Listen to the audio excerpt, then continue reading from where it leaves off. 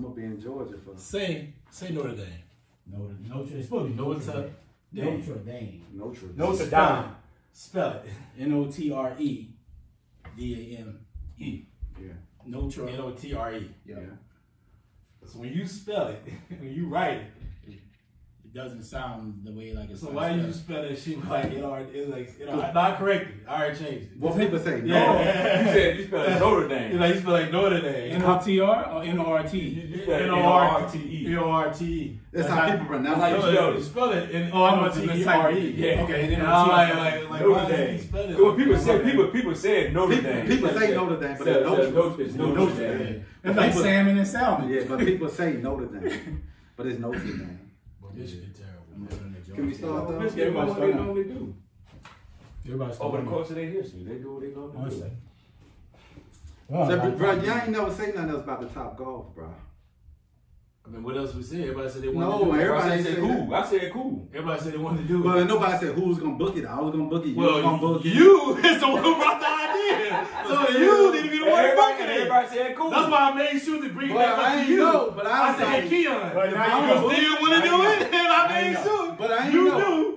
I ain't know if Come I on, book man. it or you was gonna book it. Come on, man. Hold on. You the one who said I it. told Ray, I said, Ray, we gonna watch the game over it. I'm in. I said, cool. Now I don't recall getting y'all text saying. Everybody Let me knows. show you. Everybody I said. He said cool. He said cool, and I said I made sure I made damn sure So- to throw it back at you like. So you wanted a Keon? Do you still want to do this? And I said I'm cool. And you with said it. yeah, and I said oh, and then Ray answered, and then Doctor said his traditional cool. Which doesn't matter. I don't know what it really is. But his traditional cool must be. No, he's gonna go right here. Yeah, I'm down. Who's making reservation? And I said, I'm down. That's what I told you. I'm Somebody down. said who making reservations? Right I missed that dog. But it had to be you. And I'm driving up and I said to myself, I'm like, well, Keon said, but damn, I'll be goddamn. I wouldn't say nothing about reservations. Yep. Nobody said. But I was like, Ray said it. Ray said, who's making reservations? I'm throwing it back to him because I'm like, I made He just missed it because if he just saw it, he probably would say, I'll do it. I would. I missed that. I said, I'm good. Yeah. But anyway, what about this? Because you got to do a reservation. Book it tonight. Book it tomorrow. So y'all want to go Next Saturday. Next Saturday? Yeah. What's next Saturday? What's LSU Alabama game is at what time though? they got TVs there though. All right, who got that? I saw you put that as a preview, and I took it off. All right, no problem. I mean, listen, guys, y'all can add any topic y'all want. No. I know that. Georgia, Florida is the game. They are 2 or 3, and I'm ranked and lost by 30. There's no preview. There's no preview. There's no discussion. We didn't have our quarterback, but anyway, we suck this shit. All But right. anyway, Now we suck now. But I can't judge the Auburn game because we ain't play with our quarterback. Why you can't judge? You're gonna judge it now? Because the quarterback sucked. So let me ask you a question. Let me ask you a I'm not the real quarterback. Hold on. Let me Not ask the you real quarterback. Hey, I'm talking about the black When they beat quarterback. South Carolina, he said Exactly. You said he looked good. You did. You said you were right. You were right. You did. He said you were good. Hey, what you said? Now we ain't got no quarterback. Future bright. Future bright. That future bright with him. It is bright because Now it ain't bright. Hold up. The future is bright because Brandon's gonna be there next year. Okay. He's gonna be there this year. We talking about the black dude. Yeah, Black dude was the quarterback. black dude is not starting. Don't matter. that true freshman. You said, oh, the future bright. The future bright. Oh, he'll be good by the time he's a junior. Key. Ain't nothing guaranteed. He'll be good by the time he's a junior. Hit the record button. Let's go. Yeah. Hit the record. But we got Brandon for 2 years. Let's do this, man.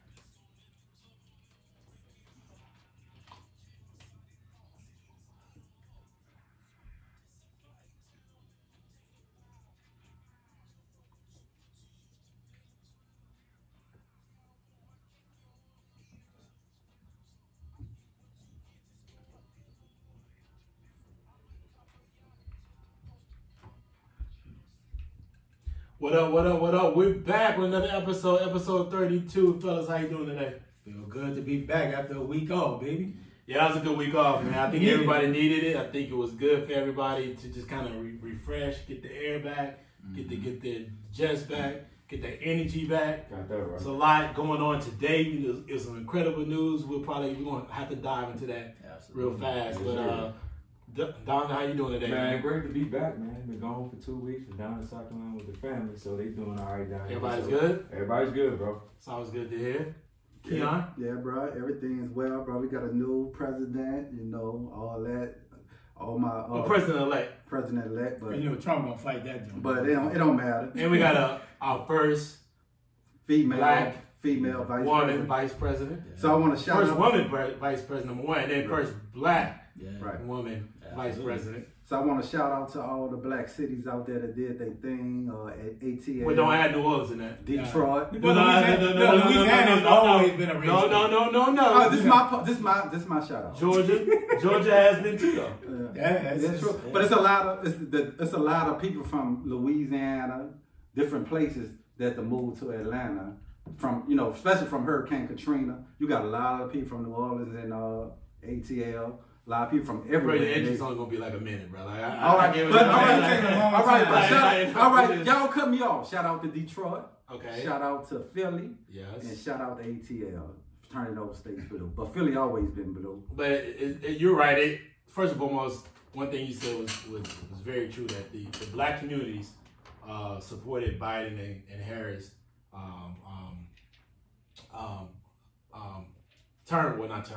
their run for presidency extremely. So which is great, and we need to see some impact on that. We need to see some return. Yeah. All right, so don't forget about us when you get in that exactly, because we want to make sure it's good. The black community has always been thought less of. Yes. In a lot of different ways, and we save the democracy of America several times. Yes. So the opportunity for them to repay us in full needs to be out there. And the big one. It needs to be out there. And the big one is January 5th, though. In the runoff, the 2 Senates. We need y'all to come back in Georgia. The Senates in Georgia. That's going to make a determination of how we move forward, how much they can do, and how much they can accomplish in the next 2 years. Yes, absolutely. So I'm excited, and to just back up what Keon just said.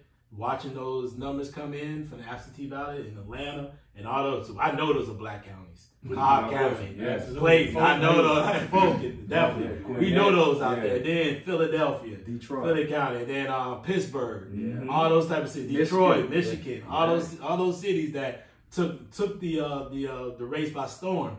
Man, we congratulate you guys. We thank you. We already know Virginia was already there. D.C., Maryland was already locked in. Yeah. So the fact that you guys joined into the party, man, we really appreciate it. Yeah. And we got a new president, man. And it's a legacy vote. Absolutely. For Kamala and Biden, they got to come back, because at the end of the day, like you just said, this is their legacy. Yeah. And black folk, you might do it wrong, but we don't forget stuff. Because we tired. We tired. And we're tired. And we're at a breaking point with this. And we're tired of doing our part. Exactly. And being a main piece of a lot of different puzzles, and at the end of the day, never getting return, interest of return on things that we provide. And you've seen a lot of people starting to say, okay, we doing ours, but what about us when it's time when you in this?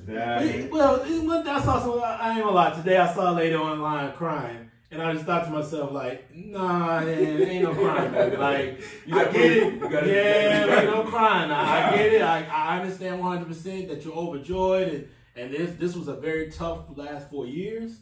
But at the end of the day, hey man, listen, I need to hear what you're gonna do for us now. Absolutely. And I want some exclusive. Mm-hmm. I'm tired of this. This. I know we all have about this unification and everybody, got to do pitching and do our part, but we do our part.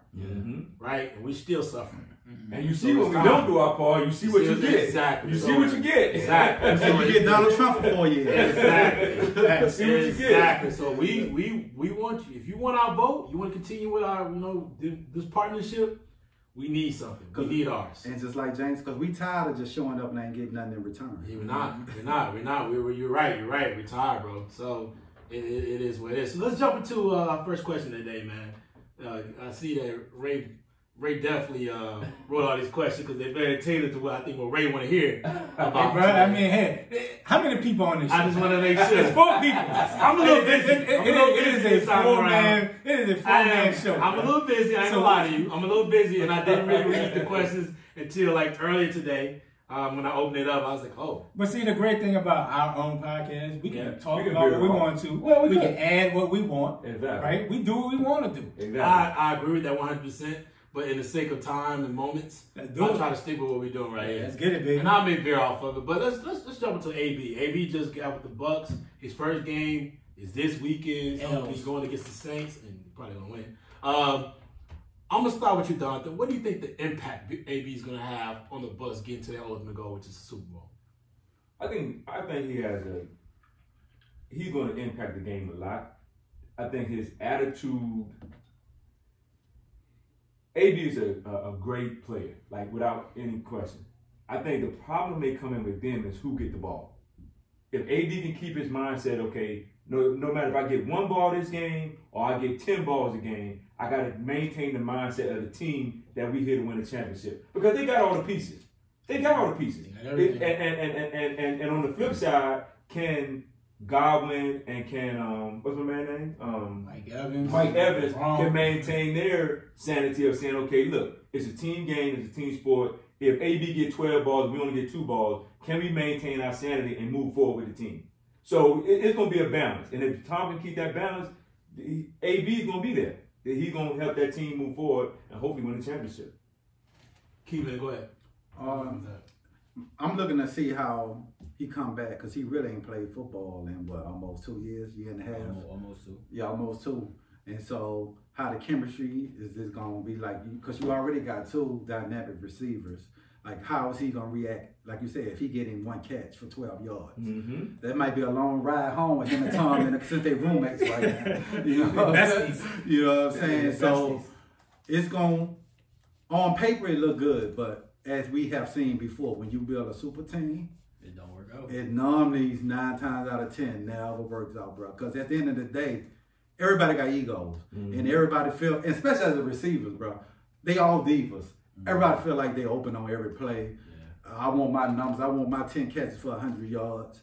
So can he have a mindset? And I always talk about Julio and old boy coming on, but you never hear Julio complaining about catches, how many times he's been targeted in the red zone. He just go out there and put up his, can AB have the mindset of doing that? You know what I'm saying? Because there's going to be games where he's not targeted 8-9 times a game. This is going to happen. Yeah. So my lookout is going to be how he react when he's not getting 100 yards a game. Yeah. So. I think AB going to do his thing. Like he got a point to prove. He hasn't been on social media. He hadn't been, doing what AB does. But I think, like Keith said, I've seen this story before, bro. When Philly had the uncapped year, they went and signed everybody. Eventually, I was like, oh, we like the dream team. Say, bro, at the end of the day, it's only one football. Mike Evans not even getting the ball like he normally would get. Godwin is, has ascended to being one of the better receivers in the league. He's staying hurt. They say he's staying hurt. But at the end of the day, undisciplined football going to cause them to lose games. And they don't have the greatest offensive line.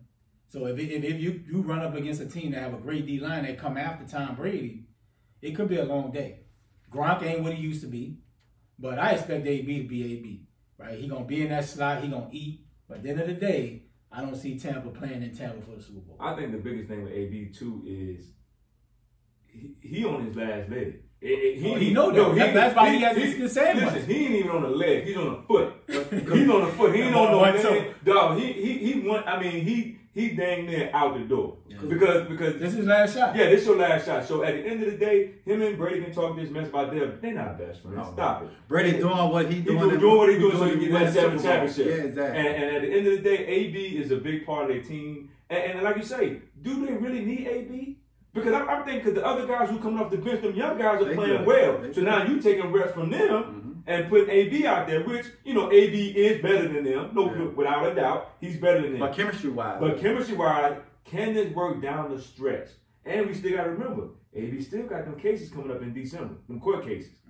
He still got that on his back. So we're going to see how far this goes. But for us helping Tampa Bay, I think he can help them greatly if he just stays focused at the task at hand. As they say, make the main thing the main thing. All about winning. It's all about winning. But I don't know if AB has shown it's about winning.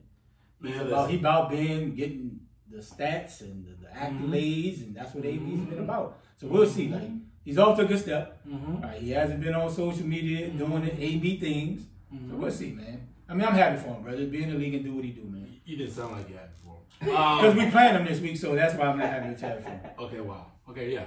Let's start off here. Let's start off here, man. First of all, how old is AB?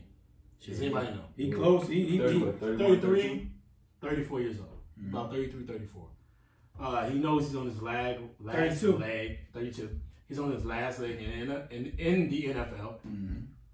And a guy who's very talented understands now that his role is to be that piece that Brady can rely on. Yep. He doesn't need to be the main ingredient. That's what Mike's there for. That's where they have the other talent out there. Chris Goodwin. Once he gets back, he knows that guy is a beast. So AB wants to get a Super Bowl so he can cement his legacy.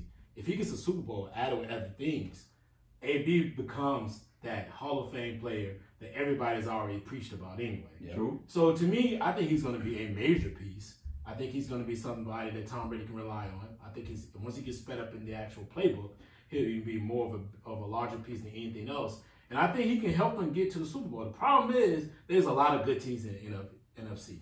The Saints is not one of them. But 5-2. But 5-2 doesn't mean you're gonna win anything. Yeah, but anyway, 6-2 for the Tampa Bay don't mean they're gonna win nothing. And I didn't say that. Same thing with Green Bay. But I think we one of the top teams. We one of the top teams. Seattle, there's a lot of great teams. Yeah. I mean, the top office is Arizona, right? Interesting. That goes back to like last year. I'm just saying. Throwing for all those yards. I digress. That means nothing. Well, they're 6-2, so that means a lot. Well, when you talk about I digress. But like I was saying. We in there. Like I was saying. Is Atlanta in there? No, we're not. We're off. Okay. But at the end of the day, if you don't win the Super Bowl, what do you don't matter. Exactly. So at the end of, I think that he's going to be a big piece. I think he knows in that offense he could play a major role. He doesn't need to be loud. He doesn't need to be rambunctious. He doesn't need to be, but he needs to be AB. He needs to be AB that was with the Steelers, making plays, doing great things, and let his play on the field do the talking. Yep. And as long as he does that, it is what it is. The whole thing about staying with Tom Brady, I think that's just more of a keep his head level, be in the playbook a little bit more. Yeah. Because without being in that playbook, he really can't get where he keep his head on show. Because Bruce Aaron always say, he ain't slip, he's out here. He ain't little slip. He's saying that. Then Bruce Aaron also say he would never let AB win. Exactly. He did say that. But Tom Brady talked to him too, and Tom Brady's taking ownership, bro. After he said Tom Brady did not talk to him about AB, that he but we know he was lying as a player that can help his team. But that's what I'm saying. You're saying that. We're thinking this. We're saying this. But we don't know because at the end of the day, AB's on the team. Yeah. He's going to do whatever job he needs for him to be done, and they're going to make it. They're going to make it to the Super Bowl. They won't. But it's not a major risk. It's only 1 year. Mm-hmm. But I get what you're saying. I get what you're saying. But what I'm saying is, AB got enough money. He can go get him a damn apartment or a condo. Tom Brady's there, just like I think it's just being a good teammate, bro. Just like Jerry Jones was there when they had security for Pat Man Jones. But Tom Brady trying to keep him on straight. But you do know that Tom Brady is not standing. That's not Tom Brady's home. Derek Jeter's That's Derek Jeter's home. I understand it, but Tom Brady is staying there with him. They're roommates. Apparently no. It's a compound. So there is a house on the land that AB's staying in. But he's there. He's there together. Yeah, but he did that when he was in New England too. He stayed at Tom Brady's estate. So let's not say you're not understanding the roommate. But I get no. You're looking at it like they're roommate. No, they're not. No. He didn't stay on the estate. But what I'm saying is, I know they not. They're together. Yes, I know they not. They're in the same house. This is a big house. One over here, like the Will Smith house. He can be in the pool house area or whatever. But all I'm saying is, they're in closed facilities where he can. I think he can check up on him. Yeah. But I think it makes. I mean, it's a huge responsibility for Tom Brady to take on that role. But at the same time, he knows that AB has to handle himself the professional way he needs to. He got to take self accountability. So if he's not self-aware that he pretty much destructed himself, then it doesn't really matter, bro. So I feel like AB has that understanding, and I think he's gonna play a big game. I think I have a big game for real. A big game tomorrow. They're gonna get him the ball just to get him, get him going. I think he's gonna be in the slot a lot. We'll talk about that during pickles, though. We'll talk about that during pickles. A lot of the keys to the game. Let's jump into the next thing. Let's talk about what you guys thought of Tua's first start. For me, I thought this off. I thought it was pedestrian. I didn't think it was anything major. He didn't really drive the ball down the field. I think the longest pass he had was 15 yards. Was on more of a comeback route. He was 9 for 24. Not a lot of yards, but he played efficient. But he didn't have to do much because the team, the defense, was playing so well. Mm-hmm. So I'm gonna let you guys get your thoughts on it. But I feel like it was a pedestrian start. I think this week right here will be a little bit more understanding what Tua's gonna be as a quarterback for the Dolphins. Let's start with your key. You go ahead with yours. Yeah, like you said, I really couldn't tell what he did. Like you said, last week, all he just had not to turn the ball over. They got touchdown on the defense, I think, special team. Yeah. Like it makes it a lot easier for him. Yeah, it was. So, like you said, you really couldn't judge anything that he did last week because he wasn't asked to do a lot last week. So, I had to keep watching this week and see, what he does. But last week, I couldn't tell, he didn't do anything to hurt the team. So, but he wasn't also asked to do a whole lot either because the team just dominated on all aspects of the game. And that's where I like when people talk about the quarterback wins the game. It's a team sport. Yeah. You know what I'm saying?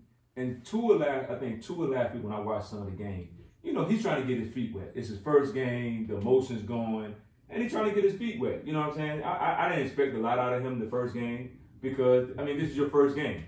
You know what I'm saying? Now this week, after you done had a full game, now he had a full week of practice, and you going on the road. Now you want to see where his mentality really is. You're going to a team in Arizona who got a winning record, who's second in the division out there with Seattle and the Rams. So now we're going to see can Tua really play from here on out because they're going to play quality competition from here on out. So now this week, I want to see more him throwing the ball down the field, going through the checkdowns, going through his progressions. Now we're going to see can he do that because Arizona's not a bad defensive team. They're not bad defensively. So and it's on the road. So we're going to see a lot. We're going to learn a lot more this week than what we learned last week. Yeah, they didn't show what Tua really capable of. Yeah, and like you said, now he has time to prepare, but he had 2 weeks, right? And he came out and didn't look great, right? Like so, for me, he has to show he wants this job and be the franchise quarterback. Because if he don't show nothing in these last 10 games, Miami gonna draft another quarterback, right? Because they got Houston's first and second round pick from the. So if he don't show nothing, I can see Flores and the Miami organization trading up, probably try to go get Fields, try to go get Trevor Lawrence, right?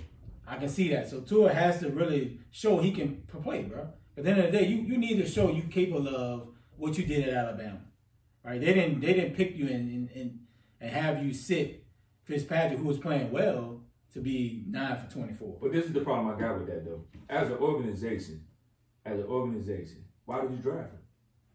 Because you take a shot, though. Because I think why they draft him because you knew you had a veteran, right? Tua has performed at the highest level in football for 3 years, so you got something. Two in the really one full year and then one injury year. The last year he didn't. So he performed on the highest level. So you take a chance. You got so many first round picks coming up. You'll take a chance. But I think and you don't have to pay him a ton of money. But why would you go get another quarterback when you drafted this guy? Hey, bro, no, because I don't.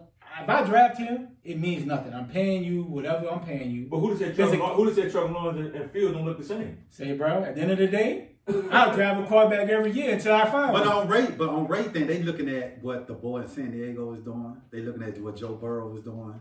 They looking at he has it. In the next, I would say I'm gonna give him time. I'm not gonna just put everything on the Rams defense. I think what you just Rams game is a little premature in logic because he has to show something. You have to know that. First of all, you need to know that where the Dolphins are going to finish in the season. True. They're right now with 4-3. They're doing decently. So if they finish 9-7, which is a great possibility, and then what? I mean, they're going to be like 16, 17, 18, so they have to do a lot of packaging. Right. Before they get blown out. But they do have a lot of packaging. They'll have to package up picks. They could do that. But hold on. They're also a team that has a lot of holes. True. The offensive line still has holes in it. Yep. It's a patchwork offensive line. And that defense can still improve. Yeah. And their receiving core can improve. So you have to look at it from a holistic frame of mind, which means that if you're trying to improve your team, why in the world would you give up all those picks to go get Trevor Lawrence? Or go get Justin Fields. Or go get the kid for BYU. Not the kid from BYU. They got North Dakota State. North Dakota State kid. He's out there. But you're betting on that if Tua can't go from this year to next year. Mind you, Tua has not played a down football until last week, until November. So it really was like almost a year from the time frame that he had actually played. So I mean meaningful football in a game. So I think we were thinking a little bit ahead. I think this week really would have been. It's more of a benchmark for him to see exactly how he looks in the offense. But the reason I kind of agree with Ray, because if you felt like you're in no rush to see what, you wouldn't have even started him so early when Fitzpatrick was playing well. Fitz wasn't playing horrible, and they was winning. They was over 500, right? So to me, it seemed like a tryout for these next 10 games. Like, let's see what he has. I totally disagree. I don't. I totally disagree in this sense. Justin Herbert got on the field only because Tyrod Taylor got his lung punctured. Yeah. If Tyrod Taylor didn't get his lung punctured, Justin Herbert may not be on the field if Tyrod Taylor was playing well. So and it might have been a blessing for the Chargers. So they're not. They know what they have because they had no choice. Right. They had to go in. Next time around, you don't really think that's gonna. I don't think that the thing about Tua, they went with that because they decided that they won't go with Tua eventually anyway. So they maybe they sped it up. We don't know their game plan. Because I wonder why. Their game plan could have been like, after we hit this, we're gonna go probably with 7 games. Because they know that Ryan Fitzpatrick's on a 1-year deal. Because when they did it, I'm like, when I saw it, I'm like, oh, so it started. I'm like, damn, Fitzpatrick had a good game. He just had a good game. So I'm like, that's kind of odd, right? They had to say that must have been in their plan the entire time. Now we're gonna go with him after game season. But I don't think it. Me personally, I might be wrong. I don't think this came from the coach. I think it was over him saying no. Let's see what we got, because we know, like Raymond said, we have these picks. We got Houston pick and Houston sucks. But you know what? Because the coach came out the other day and saying, I drafted him, I believe in him. Yeah. Trying to send that's the corporate answer. Yes. But I think it's bigger than him. But the GM drafted him. Right. But the GM, it was the GM decision to get to him. But I think it was the GM decision. Because they could have went up and got Barrow if they really wanted to. Cincinnati was listening. Or they could have. But Cincinnati already said it wasn't traded. I said, I'm just not saying that. They were listening. No, they said they wasn't. But they could have won Herbert. They could have won Herbert if they really wanted to. Because Herbert was a project. But you know what Herbert? But everybody ain't really had high hopes on Herbert. But you know what Herbert ended up in though? Herbert ended up in a great situation with a veteran team like the Los Angeles Chargers. With better weapons. With better weapons. So of course, all he got to do is don't turn the ball over. Don't mess it up. Yeah, their defense is what failing them in the end. Because a lot of games they are up, and the injuries and the defense are losing games in the end. It ain't because Herbert, he looks good. I mean, don't get me. He looks good, and he benefited from having Keenan Allen, my man from Clemson. He has a lot of talent around. It's just that their defense, when it gets crucial, they're losing the game because he's putting up points. Yeah, because the back end of his defense is injured. It's injured. Darryl James, a lot of them dudes out. And they're not getting the rush. They're not getting the rush. Yeah. So I mean, so that's why I say you got. See, this is the problem. I'm like, you gotta let Tua play to see where he is. And I think this weekend he done had 2 full weeks. Well, he done had a full week of practice. Right. He's in the playbook. So let's say the he had 2 weeks, but he had a bye week before. Yeah, but your first game, you don't. Your first game. Just like I said, this week's gonna be a huge. This is a big week for him. Yeah. This is a big week for Tua. This is a big week. He's on the road. Right. This is gonna show his mentality as a quarterback. Right. And can he read defense? Can he go through his progressions and make the throws that people know that he can make? Right. Can he make them now? Yeah. You know what I'm saying? It's gonna huge week for him. You gotta get your feet wet. If you don't get your feet wet, you're gonna get some Donovan a pretty good defense. Yeah. I mean, no, I'm talking about last week. Yeah. Rams is top 10. Yeah. So you can judge him a little better. But this is the thing: football is a team sport, and at the end of the day, if you don't have a good defense, if the defense don't do what they do, then we'd have been talking about, well, man, the defense let Tua down. If he'd have put up 30 and they would have lost, we'd have been sitting there talking about the defense. But always, Ray, I just got a feeling like Ray said, they really looking at him over these next 10 years. But they gonna have two. They really looking at him. I don't care what y'all say. Picks in that draft. They looking at him over these next 10 years. But this is the thing. It's just like when people say, well, we're going to tank the season. Well, if you tank the season and get rid of all your talent and you bring in a quarterback, he going to get the same punishment that the quarterback just left. You got to build the offensive line, no doubt about it. No, I'm talking about in general. When you see a team say, well, we're going to tank the season, we're going to tank the season, we're going to do this, we're going to do that. You bring in a new quarterback, he going to get pounded like the last quarterback got because you don't have nobody around him. In the sense of Tua, dog, they got, like James said, you got a lot of holes to fill. Yeah, they're playing great defense. They're getting better for getting people in the draft and all that around the team. But at the end of the day, dude, you at least got to get a dude 2 years, 2 or 3 years. Yeah. You know what I'm saying? You just can't say, okay, we're going to go get Trevor Lawrence. Okay, you get rid of Tua and you bring in Trevor Lawrence. Well, you still got the same holes that you had before. So guess what? Trevor Lawrence going to get pounded and then Fields going to get pounded. Now you're going to look at, well, we need to get somebody. You're going to keep recycling quarterbacks, bro. Trevor Lawrence probably going to Jacksonville. But you know who we ain't going to get 2 years to? Joe Biden. He better get himself ready. We ain't give you 2 years, Joe Biden. He better get right. Well, he got 4 years. He got 4 years. Get right. And he ain't got 4 years. No, he ain't got 2 years to get himself right. Oh, yeah. He need to come in popping. January 20. He got to come in with a COVID plan. First, January 20, they come in popping. The COVID plan's already been developed. He better have something. Already developed. Yeah, right, so Tua conversation is great, man. Let's jump into something real quick. I add a topic in here that I want to talk about real quick. Right now, man, the Steelers are playing unbelievable football, especially on the defensive side of the ball. They're 7-0, playing great. We're in a 16-game season.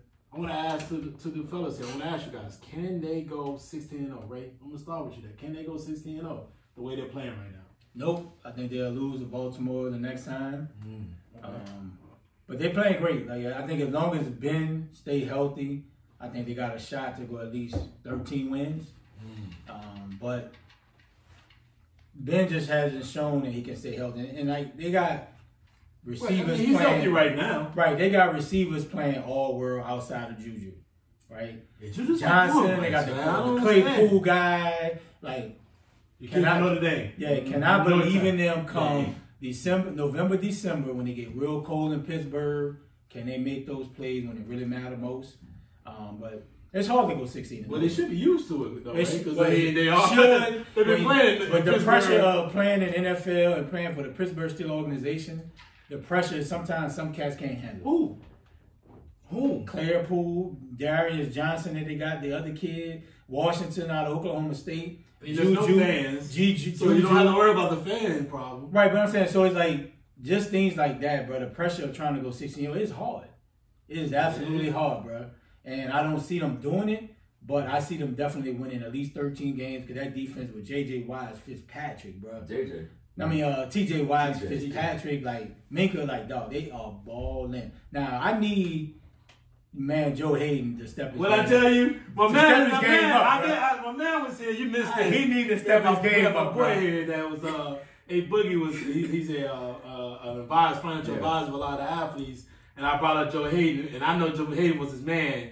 And he let me know, like, Joe Hayden, I was like, Pat P playing better than Joe Hayden. Like, no, he's not. Hayden needs to step his game up, bro. Joe Hayden ain't doing what he should be doing out there. He should be playing better as a lockdown. Because the pass rush ain't long. No. The pass rush coming fast. Him and TJ Bud Dupree. No, you gonna hold the ball for 2 or 3 seconds before they coming. So I'm gonna let you jump in, bro. I think they can get to, like say, 13-3, 14-2. I don't think they're gonna go undefeated. I think Ben. I think that elbow is still messing with him because you saw it a little bit in the Baltimore game where they started hitting the tattoo. He didn't look sharp. And you know, if anything, they need him on the field. If he goes down, they go down. Now they went 8-8 last year, and it was a tough 8-8, but that defense created a lot of turnovers. Buck a duck, and you had Oklahoma State who looked terrible. Like he shouldn't even be in the neither one of them should be in the league. Yeah, but to get back to Ben has to keep himself healthy, and that offensive line has to keep him upright. Because if he go down, Tom's gonna have a long year, and with like 10 more games left, it's gonna be tough, bro. It's gonna be tough because they skilled players. They're playing well. Like 8 to 10 more games left. They're skilled players. They're getting the job done. And like I said, with Juju, I'm not surprised. I think Juju is a second receiver. Some people are just not a number two. It's just not a number one. They're just that number two, and they thrive at being a number two. Claypool has came in and gave great contribution. He may be number one. Washington came in and gave great contribution. Connor is right now. He's staying healthy and he's getting contribution on the run. So they got the perfect recipe to get to the AFC Championship. But if Ben go down, then that puts more pressure on that defense to come every week. Yeah. Keith? Quick answer: no, they should have lost last week. Lamar gave them the game. They stopped the run. Interception, turnovers. Yeah, but what create turnovers? Pressure. That's all we go. I put that first. No, he threw it right in the middle of the field. The linebacker sitting right there, and just jumped right in front of the ball. Baltimore beat them in everything other than quarterback. Yeah, quarterback. And the thing is, they were playing, and then Big Ben did not play great. They just didn't have that. Steelers had a lot of short side of the field. Yeah. Go ahead, bro. So, no, we can keep them moving. They're not going to defeat it. Yeah, I watched it. First of all, their defense is elite. Yes. That defense is elite. They get to the ball. They get to the ball. They got 30 sacks. Then they got like 10 turnovers. They are elite. They're ball hogs. They got so much talent around that defense. That first round pick they gave to Miami for Mika worked out. It looks great.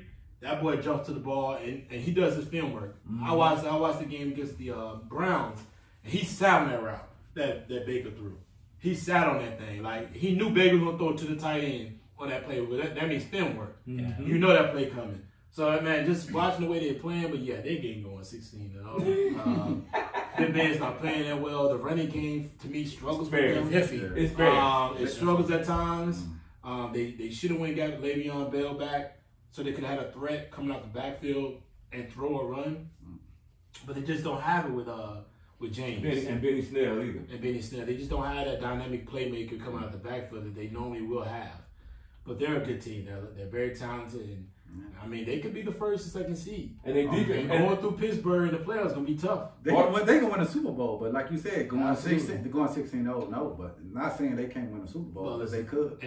But the fact that you got to go through Pittsburgh in the playoffs in the AFC will be tough. And that defense they have. The defense make a difference. It make a difference. Just, watching the way they play, man, they got a good shot, man. Yeah. So, all right, so fellas, you're watching the 49ers right now. They're struggling. They're struggling, and quarterback play is one of the major issues. And Jimmy G, porn star Jimmy, my boy, porn star Jimmy ain't getting it done, man. So the question on the table is, should the 49ers start looking for a new quarterback in the draft? Keem, let you start this off. They should draft another quarterback, but he just can't stay healthy. When he plays, they win. But like they say, your best availability is availability. Right? Best ability. Yes. I did not know what you're talking about. You said that. I'm like, don't let that man. Throw me off. Don't let that man. Hey, that's that Clemson education right there.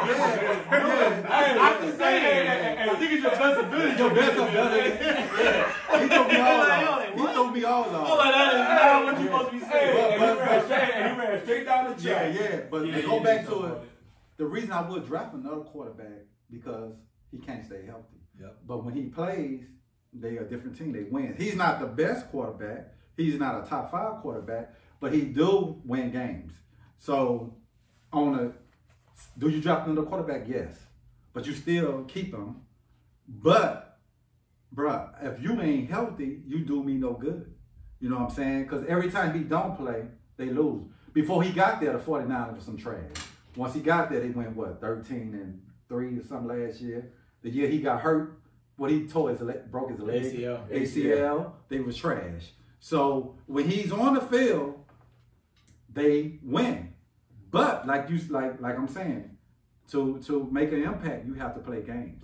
And he have shown he can't stay healthy. But in hindsight, yes, I dropped another quarterback. If you John Lynch, instead of drafting another quarterback, do you propose a trade with Green Bay? For who? For Aaron Rodgers. This is why I say this. Now. Green Bay don't want to give Rodgers no receivers. They got a lot of holes. The front office saying that they good enough to win a Super Bowl, but they're not good enough to win a Super Bowl. No, they're just not. I wouldn't trade Rodgers. I'll just let it ride out, but I'm not trading him, though.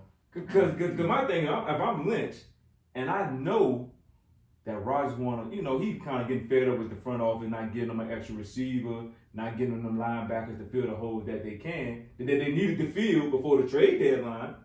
I'll trade you 2 first rounds and give me Rodgers. And I'll give you Jimmy G.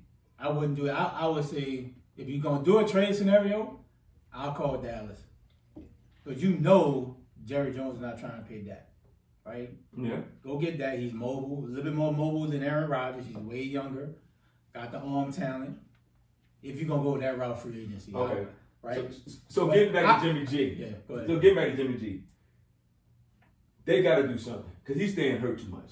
I mean, like he said, when he's out there, he looks pretty good. He gives them a good chance to win. I'm not saying he's great, but he gives them a good chance to win. They wins with him.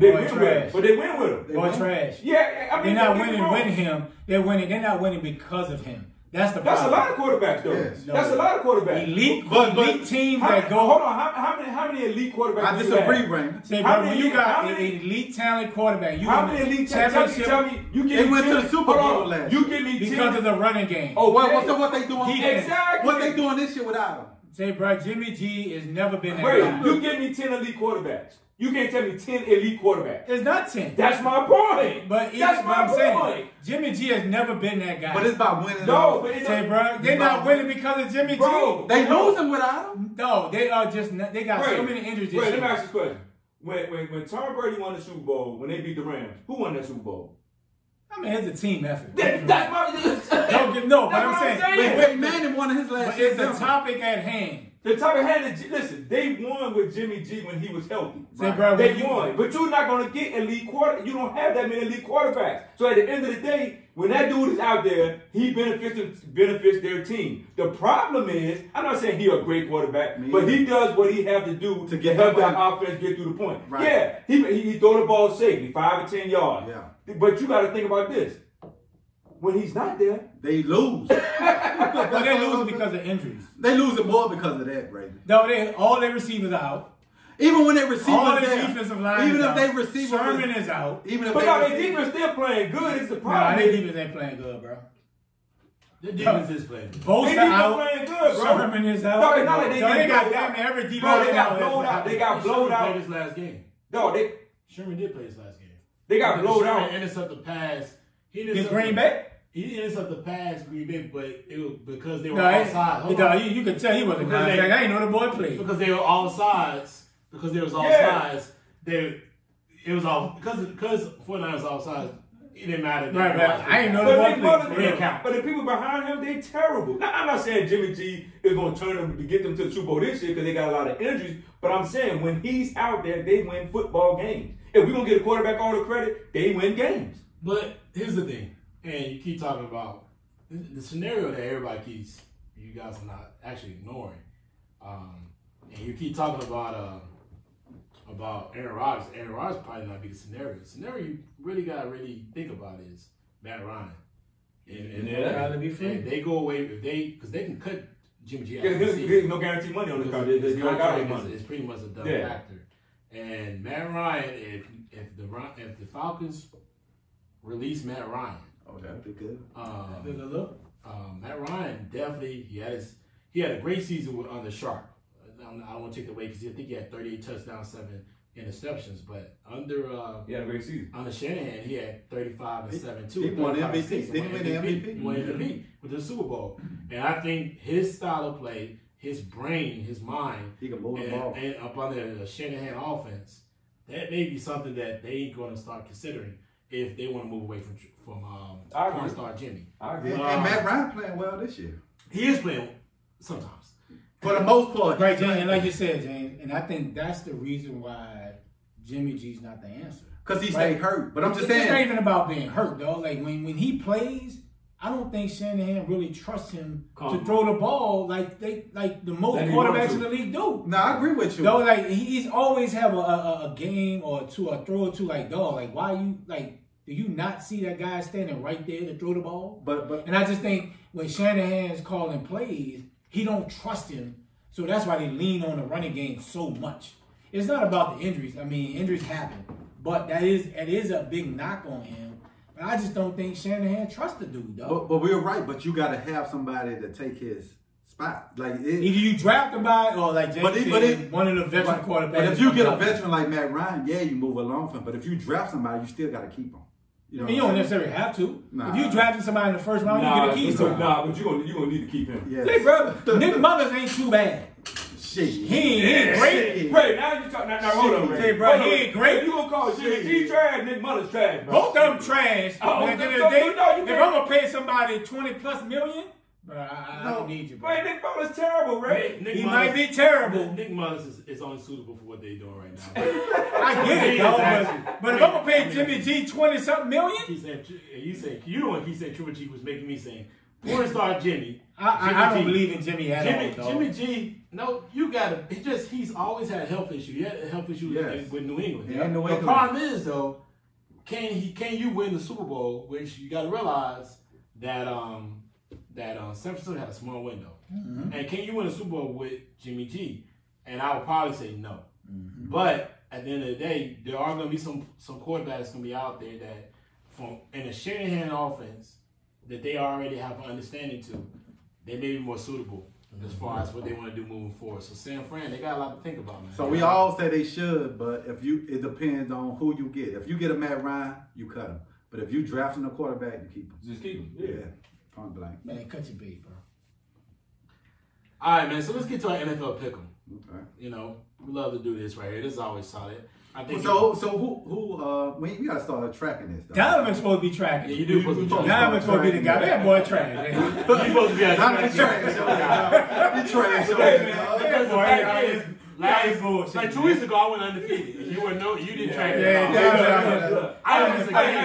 Hey, I'm gonna go buy a whiteboard. For the last half of the season, I'm gonna go buy a whiteboard. Ray got a whiteboard. I got a whiteboard. Go get the whiteboard, man. Go get the whiteboard, bro.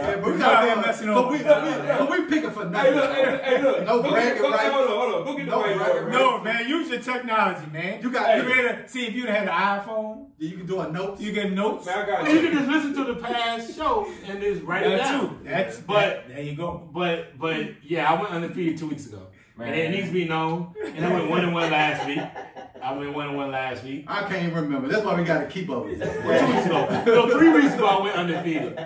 But last week I went 1-1. Well, 2 weeks ago I went 1-1. So we all right. We're going to start now. I don't care. Pay attention, man. No, we're going to start 3 weeks ago when I went undefeated. We'll give you undefeated one. We'll give you undefeated one. But we need to start the day. Like, we come back next week and say. Well, that's Donkey's fault. No, that's boy here, bro. You should be focused on that, bro. But yeah, let's get to the pickles, though. So first game up, Saints gets Bucs. Ooh, huge. Ray, start with you. Huge. Big game, top of the division, 1 against 2. Yeah, for the division. I think Michael Thomas is back. I don't know if Emmanuel Sanders will be back because of COVID, but I think he'll be back. The Saints will win, and they're going to win by 4. Because I think Breeze he had the shoulder, he rested all week. His shoulder's not looking great, we all know that. But he's played pretty well in Tampa, overall. And I think he got a point to prove. Like, I think the Saints going to play with that chip on his shoulder. Sean Payton going to come with a chip on his shoulder. All the talk is AB. Man, come on, man. Nobody gets wrapped ass for no damn chip on the shoulder logic, bro. Like, nobody won't put it on. It's just so corny. Like, 31-27. Everybody in the world has a chip on the shoulder. Go ahead, man. 31-27. 31-27. Saints. Keon. I ain't gonna lie. I don't like the way Breeze is looking with throwing the football, stretching the field. This week, we just not gonna be able to rely on Alvin Kamara catching the ball out the backfield with those linebackers Tampa got. Those probably the best duo in football. Yeah, they're strong. And it's going to help having Michael Thomas back because you're not going to be able just to dial in on Alvin Kamara because you're going to have to worry about Michael Thomas.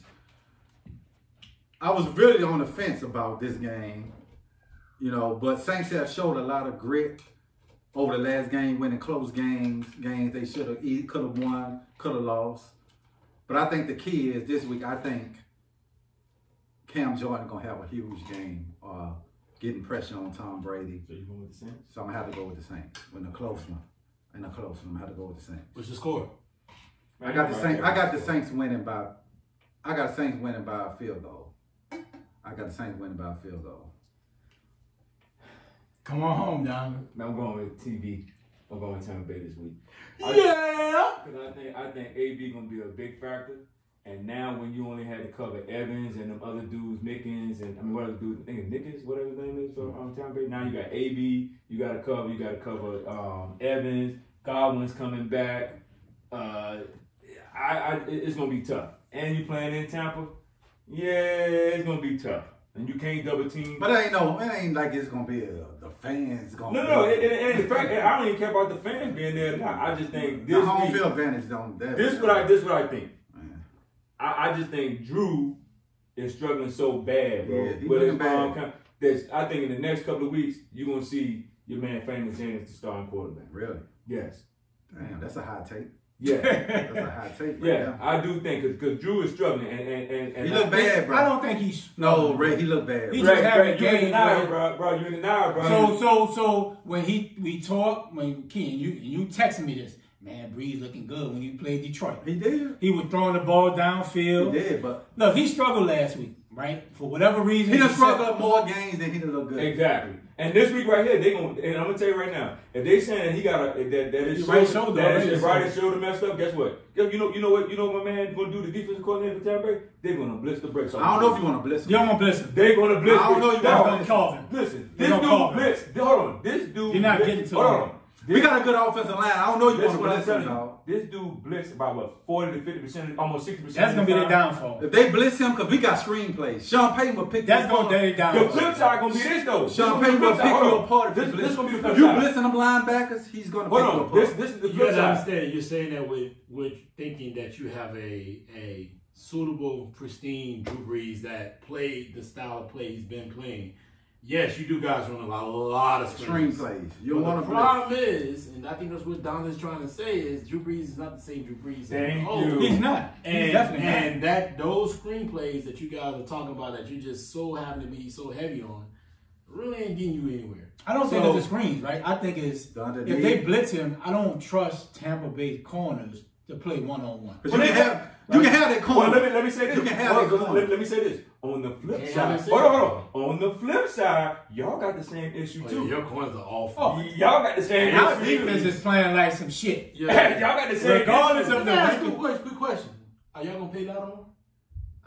They're gonna have to. They're gonna have to. I think it's about force, bro. Oh no, bro. For me, are y'all watching Lattimore? To answer your question, say, bro, the dude is playing like some shit. He is. He's not looking. Say, bro, if he's not playing against a receiver that he respects, dog. Now watch tomorrow. Harris. Look, respect him after he respects him. No, he's still being ate up. Are you watching the game? No, listen. Old boy don't never eat him up. Who? Mike Evans. Mike Evans ain't never had Mike Evans. He never had No. He never. Since the game one, No. You know why he don't? What? Because you got that safety. Man, Mike Williams ain't doing shit back at the safety. No, what does that got to do with Mark Williams ain't doing shit at the safety. All I'm saying, you have Marcus Williams sitting. Are you watching the game? Where does Marcus Williams sit? Guess what Malcolm Jenkins is? Exactly. And Malcolm Jenkins is right at the fucking line. Guess what he does? Guess what he does against the Falcons? Where he sits at? Right on the top. All I'm saying is Mike right on the Evans. top of Julio. I'm telling you, I'm talking about a lockdown corner though. He has a safety sit on the top. He's not a lockdown corner. He has a safety sit on top every game. I ain't saying it like that, but I'm just saying every game. But I'm just saying, Mike Teams Evans. start figuring it out and they go under him. Listen, and I saw that one guy, I think it was played a week before last. But how long have I been saying this? Yeah, you been saying he got. So your shit coming from hate. They don't hate. I watch the games. I tell you all the time. Your shit could be coming from hate. I said Lattimore has a safety sit on the top every game. I don't understand why y'all don't see it. But you can't have. Y'all predicate your no. Every team that has a dominant receiver, when they on Lattimore's side, he doesn't trail. When they on Lattimore's side, they put Marcus Williams over the top. Every time they play the Falcons, but you can't, I'm watching it. And I'm like, so when Marcus Williams had no interceptions in the game, I'm like, dog, they got the safety. But he can't play over the top when you playing single high safety. But dog, y'all not playing single high safety. We are, dog. You only got two safeties. No. You got Malcolm Jenkins and Marcus Williams. No. Right? No, who the other safety, James? Nope. First of all, nope. Tell me. Tell me. Enlighten me. A lot of your linebackers play a lot of man zone. They play man zone. They're not playing safety, James. No, I did not. They're not dropping way back there. You don't listen to what I'm trying to tell you. Hear me out. Because you can't talk to me about coverages and defense. No, we about to break this bitch down today. Because you definitely don't know. We about to break this bitch down today. If one person don't know, you don't know. You tell me. I'm about to like you. So, first of all, your defense 10 times play mostly man zone. Or they play cover 2 zone a lot anyway, right? So Marcus Lattimore plays tight because he has a 17-yard drop. Sometimes he goes 15. So you ever notice a play? Hold on. You ever notice the plays like when you play the Vikings and that white boy's eating him alive over the top? He caught him on the top sideline too. The reason why, because they can get the safety to lean his ass over, and they didn't have anybody because they had the other guy who played for the Buffalo Bills. They had the safety sitting over top of him. When they play the Falcons, they specifically put Marcus Williams right there so that Julio cannot go down the field because they respect Julio's speed and his talent. When y'all play a dominant receiver, that's what you do. So when you play the Bears, the kid that they played against, they play Allen Robinson. He played a lot. They play a lot of zone. So they drop the linebackers back because the linebackers does play a lot of zone. They play a lot of man zone. They have to pick a guy up or they play zone or they play cover 2. That's why a lot of them play so much that he jams. And that's why he can do what he does in his coverages. They play zone. They let Jack Rabbit a lot of times play their man because you do realize that y'all play a lot of combo coverages. You do know what that is, right? You know what combo coverages is? Exactly. I know. You don't know what you're talking about. So, anyway, Jack Rabbit, because when Jack Rabbit jumped that interception, that's why he could have did what he did when he played Tampa Bay the first time. That's why he did that. You do know that, right? I just think it was a bad pass by Brady. No, but it was a bad pass. But he jumped the coverage because he sat on it. Jumped to Jack Rabbit. That's Jack Rabbit. Safety over the top. No, I'm just telling you. You read the coverage. You don't. You don't. Every coverage is not predicated to every down offense, to every style. Like I just told you, you can do combo coverages. You can do man on one side, let him play a single man, absolutely. And then you can do the other side, play cover 3 and cover 2. Lattimore a lot of times plays that. You know who used to play? You know who Lattimore plays a lot of? Is fucking who used to play for Charlotte. Norman. He plays a lot of that same type of damn style. I don't disagree with you. So I'm just telling you, Marcus Williams sits back a lot on those plays. No, he's the only safety in the middle of the field. What are you supposed to play? Dog, sometimes you don't always. What are you supposed to play? He's a single high safety. Sometimes y'all don't always play single high. No, who's the other safety then? You tell me. Jenkins. He's at the line of scrimmage. He's not playing backfield. I'm not saying all. That's not his strong point. But he can play 10 to 15 off. That's not his strong point. His strong point is tight end and run stop. Oh, he can jump in. We play a lot of single high safety. That's why we get burnt so fucking much up the fucking field. There's a lot of teams play. Single high safety is. No, you got one safety in the middle field coming fucking holds field. Cover 3 is really single high safety. No, dog. Yes, it is. No, bro. Because you're playing cover 3. You got 3. You got your corners sitting back. They playing down the field too, and then you got the single high safety. You got the safety in the middle of the field. That's what Marcus Williams plays. No, single high safety is like cover 3 because if you're saying single high safety, you playing man to man on the outside. That's what we play. What are you talking about? Cover 3 is, motherfucker. That's what it is. Marcus Williams in the middle of the field. So how can he fucking say? He does not always play in the middle of the field. He will trail over. What are you talking about? That's why we get our ass burnt. No, I'm just telling you why you get burned.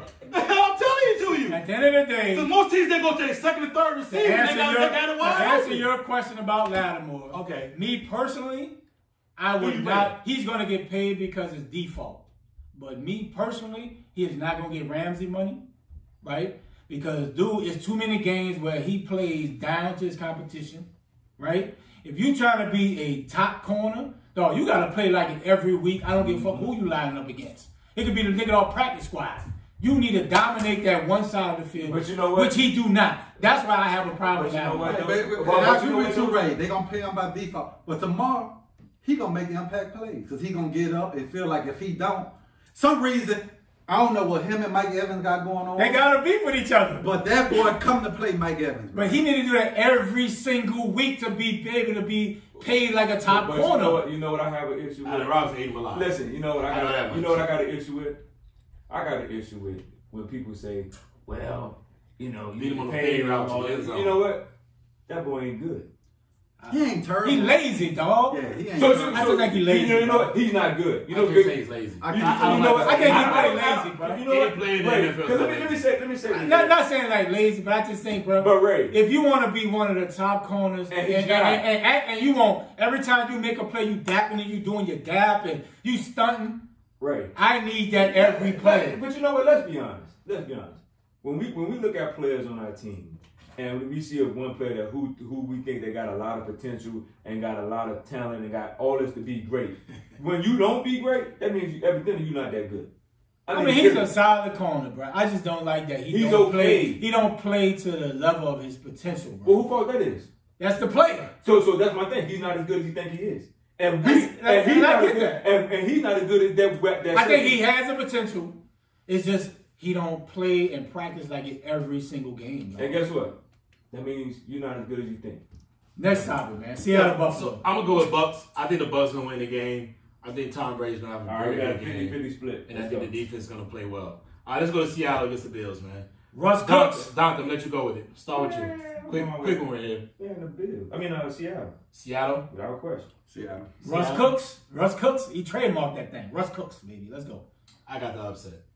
They struggling to the Buffalo Bills. Josh Allen playing terrible. They maybe struggling. They can't run the ball, but they're still 6-2. Yeah, I think they're gonna have a decent game. I am not a big fan of Seattle's defense. Now they done got Dunlap and they got hold on. That's gonna help out with the pass rush. And when the Jets come back and say, I'm not sure if he's back for this game. No.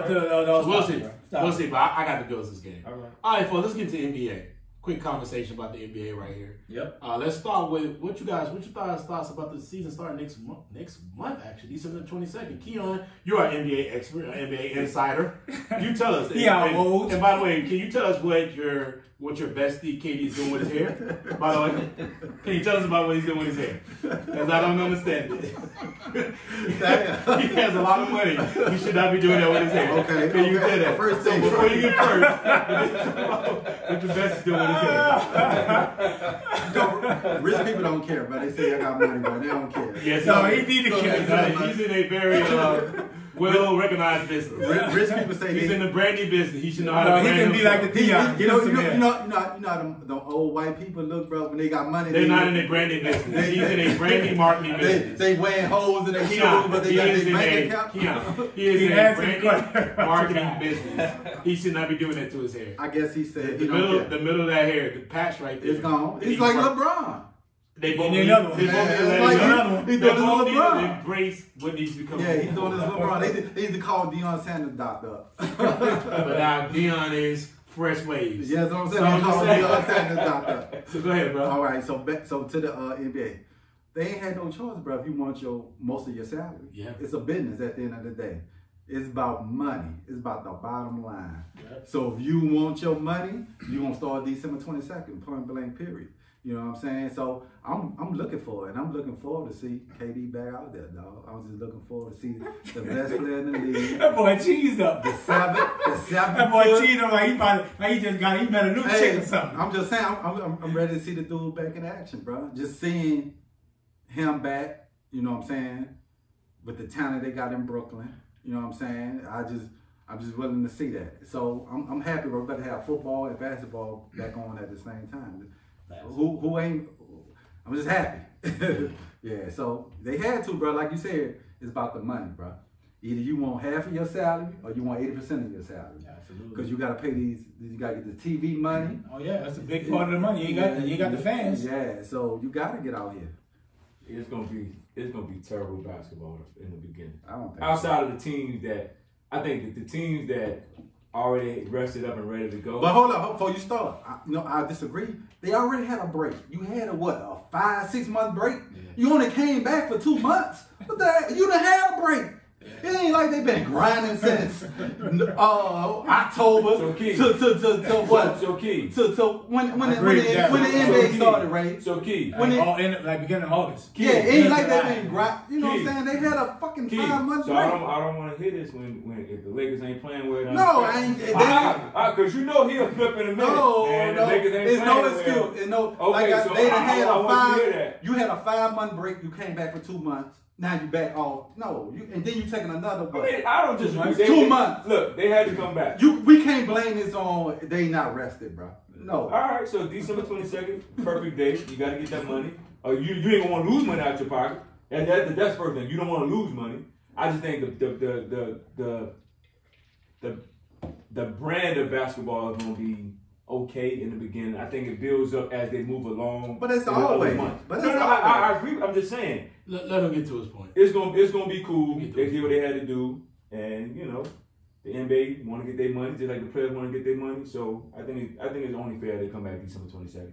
I mean, me personally, I think if the teams that came out of the bubble, they got the advantage because they're already in shape, right? You ain't like you gotta be out 7 months, 10 months almost for other teams. That's a good point, right? They gotta get acclimated. Yeah, you might have some bumps and bruises if you like AD or somebody, but you got the upper leg. So when the season starts, you're already in game shape. You're already shooting. You know what I'm saying? Like you coming off the bubble. You only 2 months. 2 months. So you ready to go, yeah. Right? Like it's gonna be a handful of players like AD, maybe Brian. Cats that been in the league a while might kind of coast the first few games, pick their spots. But if I'm just coming out the bubble, I'm ready to roll. But James, you know what else I'm happy to see? What's that?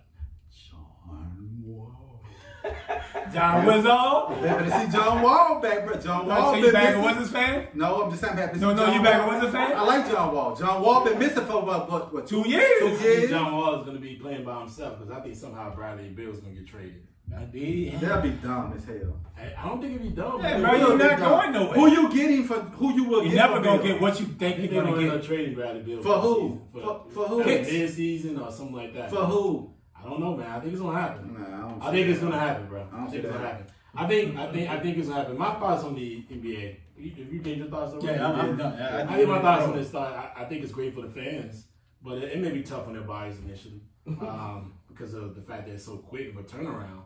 But at the end of the day, I mean, like you just said, the CBA. Money is a big deal. Money wins. And that was the influence. You want 18% of your escrow? Yeah. You want 40%? Yeah.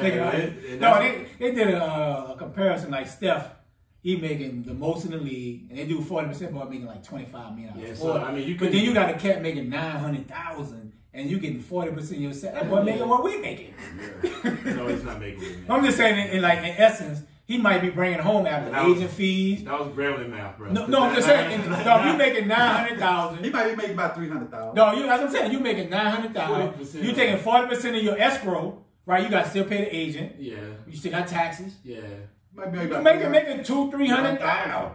Yeah. You make $200,000-$300,000.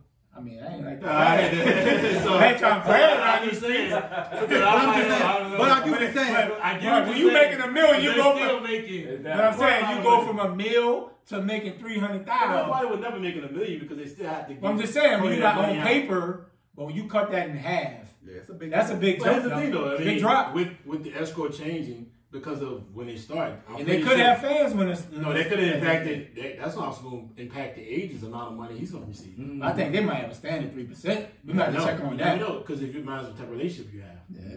Right? You never know. It is what it is. It's about money, though. Let's jump into the next topic. Let's talk about the Warriors, man.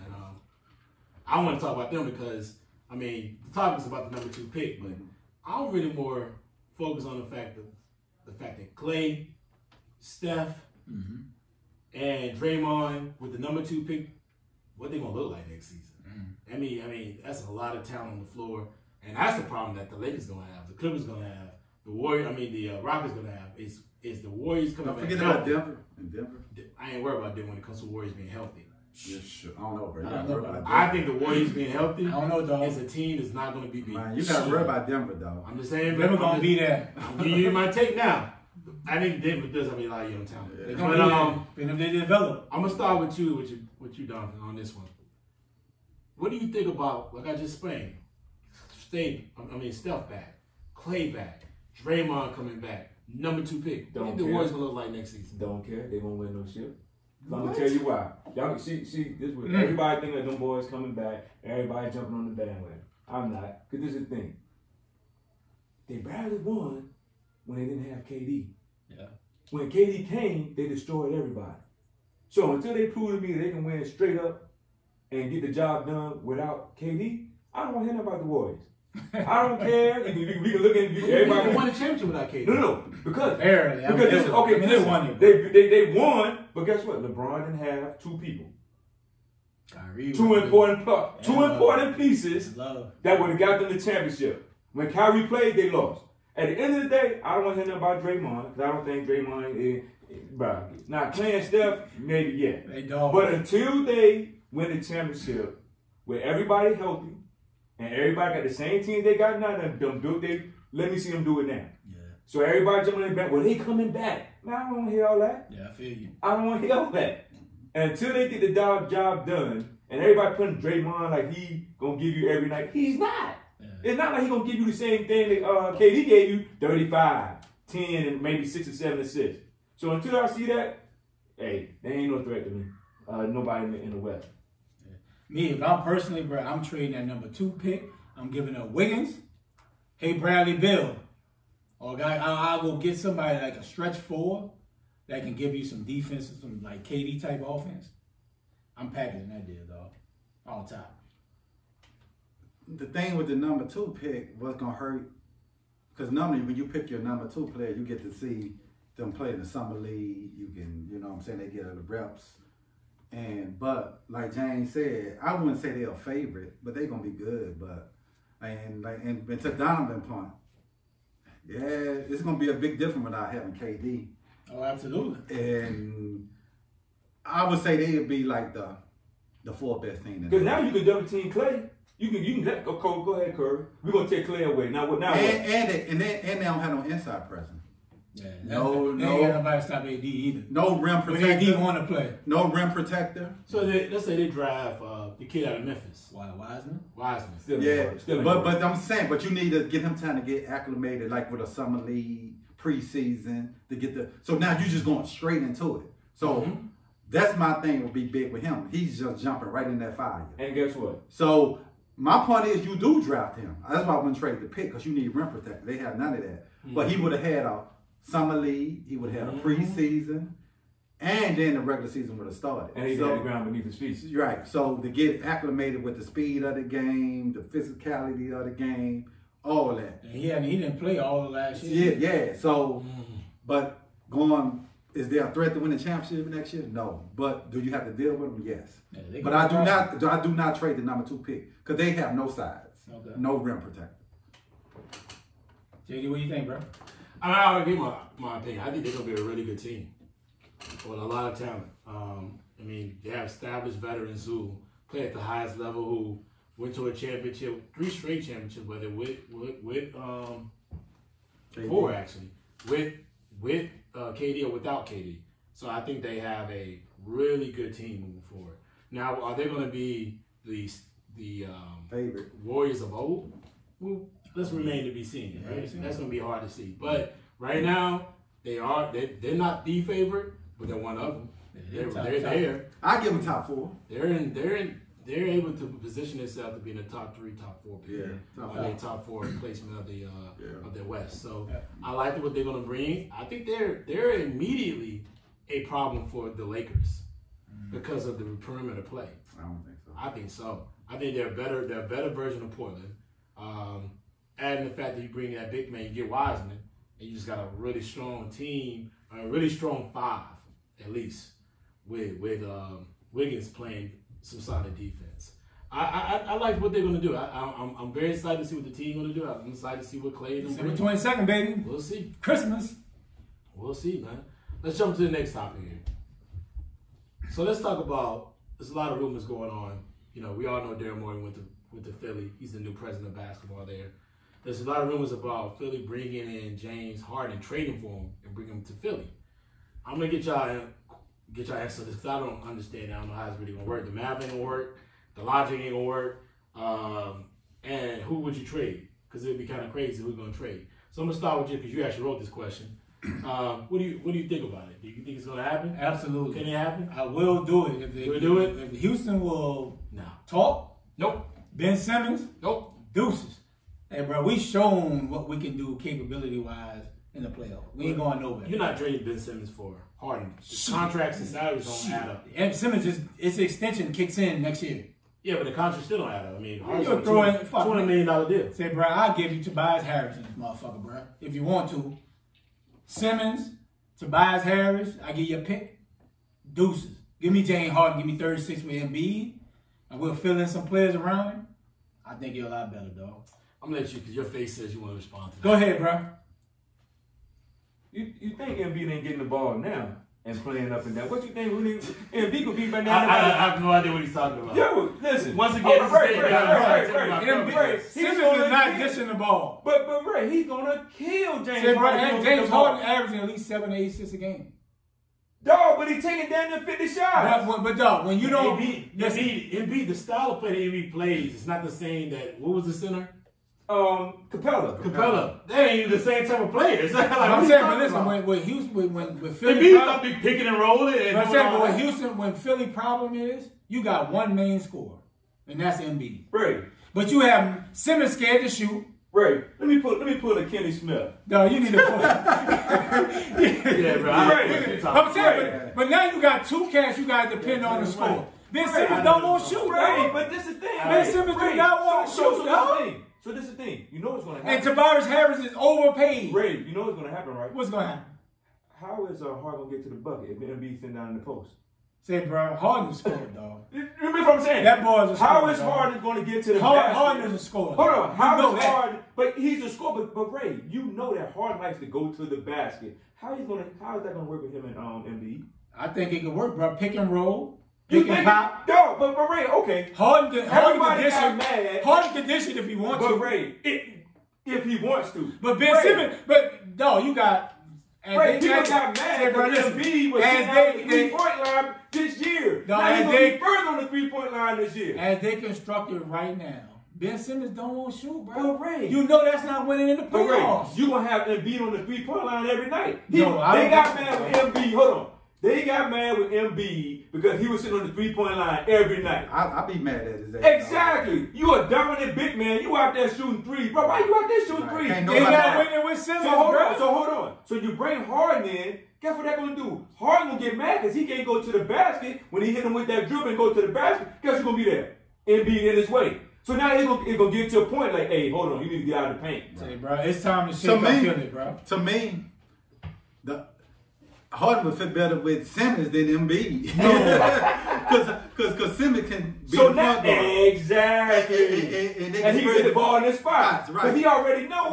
Because Harden already know that Simmons ain't going to take a lot of shots. So guess what? I drive to the basket and they collapse on me. You out there wide open. You can get to me wide open. If you're going to do that, you need to get you a center that's going to get you. You can get you about 16 to 18 points, and you can trade Embiid. Right. You see what I'm saying? You need to get you a quality. And the perfect person for him is what the dude who came from Boston. Right. Get your ass in the post. When I dribble to the hole, then okay, Harden can play off the ball. Because guess what? Now Harden don't have to guard the best, point guard. Then Simmons, you guard the best point guard because he's a good defensive player. Right. Dog. Simmons trash, bro. Simmons not trash. Simmons, He will not win nothing in Philly. But do I trade? No. Simmons, you got to realize, them guys was Kawhi, bounce away, 3 from going to the Eastern Conference Finals, right? You just got to get a coach in there to bring discipline in Philly. Doc ain't doing it. And you have to build around them. You got to get them another dog like you had in Jimmy. They can't. You have to go find them. They can't. They pay Tobias Harris fucking top dog money. But Tobias Harris had his best year with Doc. Man, that was facts, though. But say, bro, when you want to eat, and you looking for a contract, you gonna play your best ball ever. But I'm just saying. But to say that trade I wouldn't trade Ben Simmons for. Philly messed up when they got Jimmy Butler. Yeah, got rid of him. No, when they got him. Because that got rid of everybody. They shooters. They got rid of their shooters. And that will hurt Philly. And that hurt Philly last year. They just shoved all that joint up and kept playing and not get Jimmy Butler. Because Jimmy Butler wanted his own team. Yeah. And when you take that risk, you risk. You suffer. So what Philly need to do is go get shooters. They need to go get some 3-point shooters. They need to go get shooters. Embiid, you might say Ben Simmons trash, but at the end of the day, Ben Simmons still getting you 18 and 10. Yeah, I would like for him to take a little more mid-range jump shot. Dude's a great defender. He's still getting 18 and 10. We got to realize LeBron wasn't even a great shooter in year 6. You know what I'm saying? Well, LeBron was willing to shoot. He was willing, but Simmons Doc, is not trying. But Doc have to come in there and instill confidence in his kid. I don't care if you miss.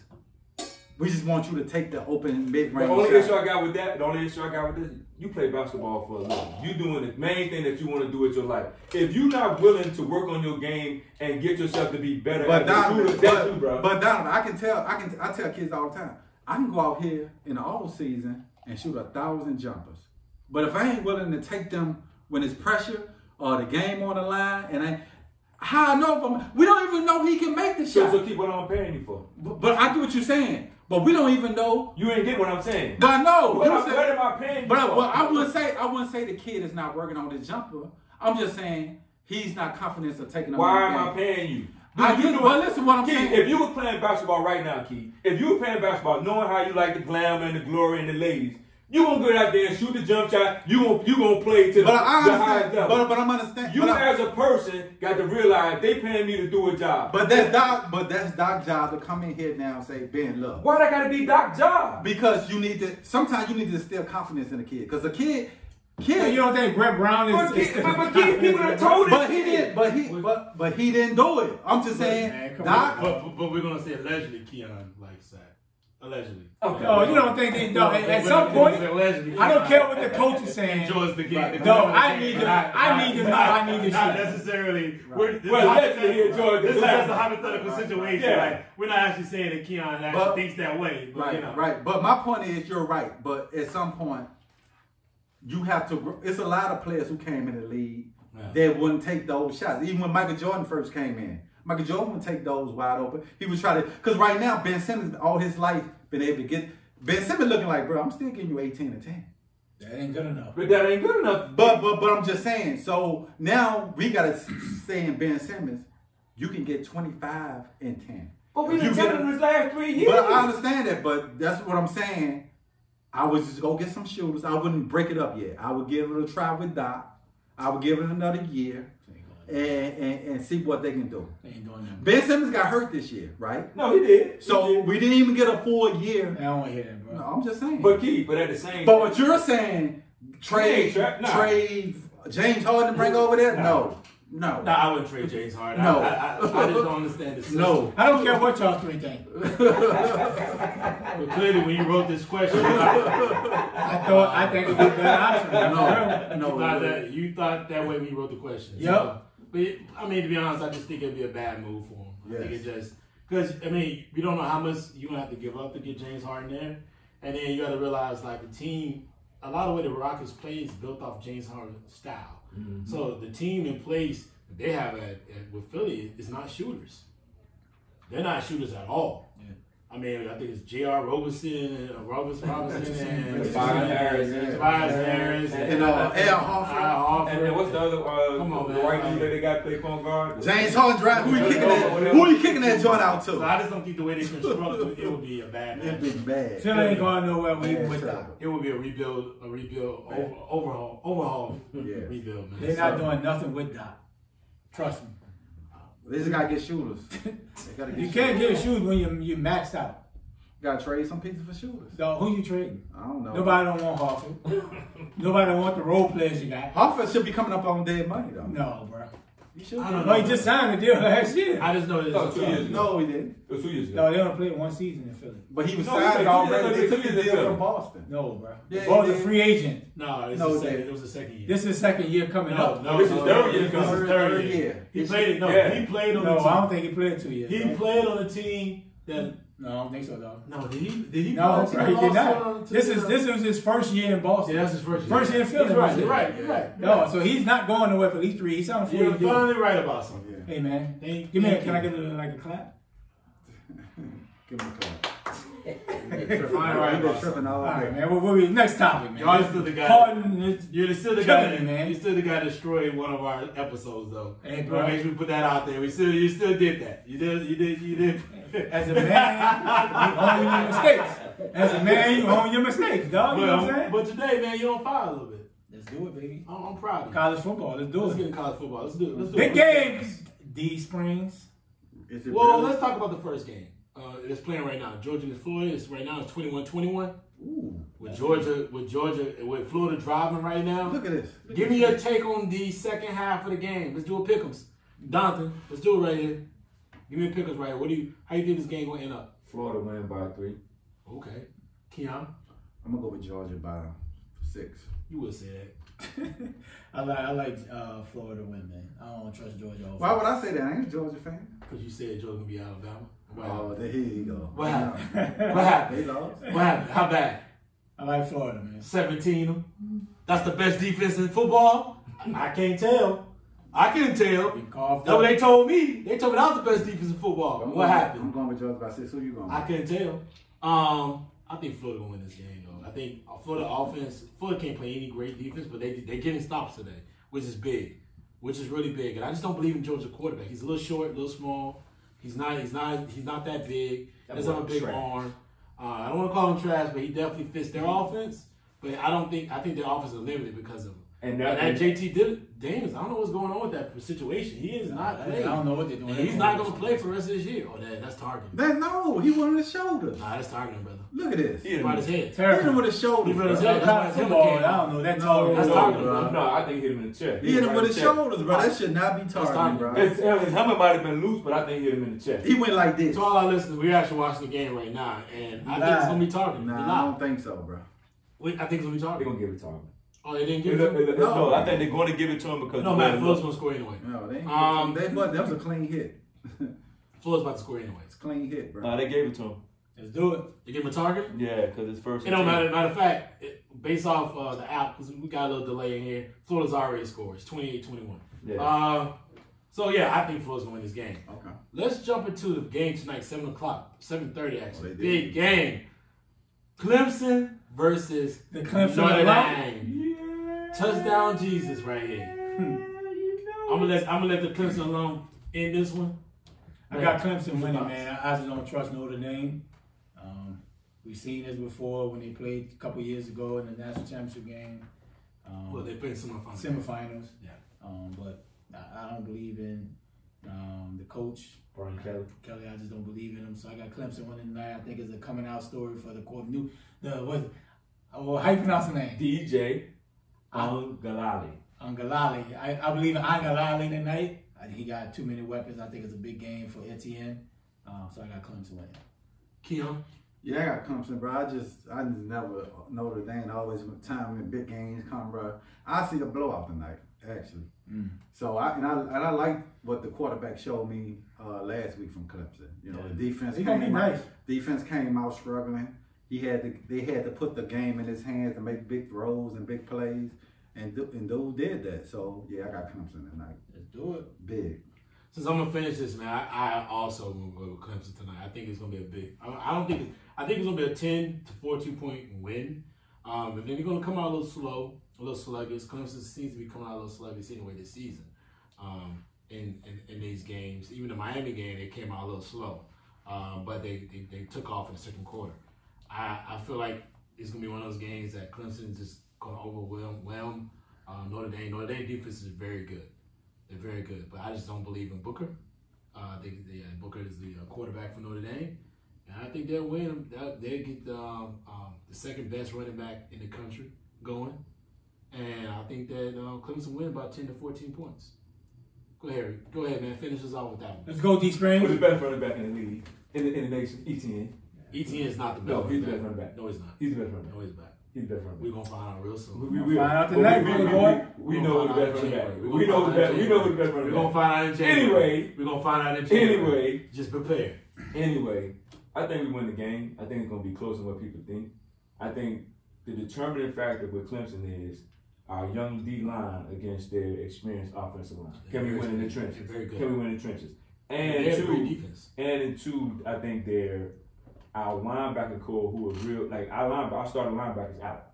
So now our young linebackers got to step up tonight. You know, and our back half played well in the second half. We didn't give them no points. You know, we gave up 28 in the first half. We can't come out slow. We can't come out lethargic. We got to get on them bad and force Ian Book to throw the ball. Now, if they, come and run it down our throat, it's going to be a problem. Yeah. So I do think we're going to win, but I think it's going to be a lot closer than what people think. Do it. Sounds good. Let's do our last topic for the day. So we got everybody's going for Clemson though, right? Yeah, all day. I won't be surprised if it's upset though. But it's in Notre Dame. But because it's no crowd. I'd be shocked. But I do feel like Clemson gonna win this game. I just feel like they got too many athletes. They'll wear them down. But let's talk about something that just came up. We all know Deion is the new head coach for Jackson State, but it was a bigger thing that came out yesterday. Somebody committed to Jackson State after committing to Central Florida. But No, Central Florida. That's Florida Atlantic. Florida Atlantic. No, it's FAU, is it? Yeah, Florida Atlantic. You're right. FAU. Yeah. You're right.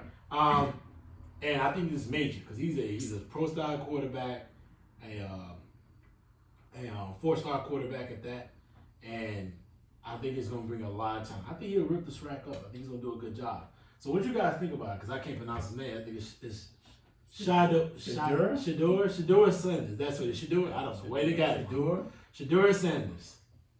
What do you guys think about that? I'm gonna start with you, Key, on this. What do you think about him going to play with his dad, committing to Jackson State? Mm-hmm. I mean, is this big for HBCUs? Is it big for college football? Is it big for the program? Like, just give me your thoughts. Give me your raw thoughts on that. And there was the question early once Deion signed to Jstate, everybody was like, "Is his son gonna come?" And if I was in my, you know what I'm saying, if there was a flip side, I'd have did the same thing because you know all the top. Your dad gonna have your best interest. He been coaching you in high school. You're already used to the play calling he does. You go there. But hold on, before you go, let me ask you this question because you have a son that's playing sports, and let's say you're coaching your son. Deion is now the head coach of Jackson State University football. He's not when he making decisions. He can't make decisions off his son. You know? Right? So when you know your son has talent and you already have players there at Jackson State, how do you number one, bring a very fair environment to where everybody's competing for the job and the best player wins the quarterback position versus being in a position where it's your son, you've been coaching him all his life, and he comes right in and starts playing, and then it forms some resentment around the team. What do you do in that position, being that you are now the head coach? You're not a position coach. You're not somebody that you're making decisions.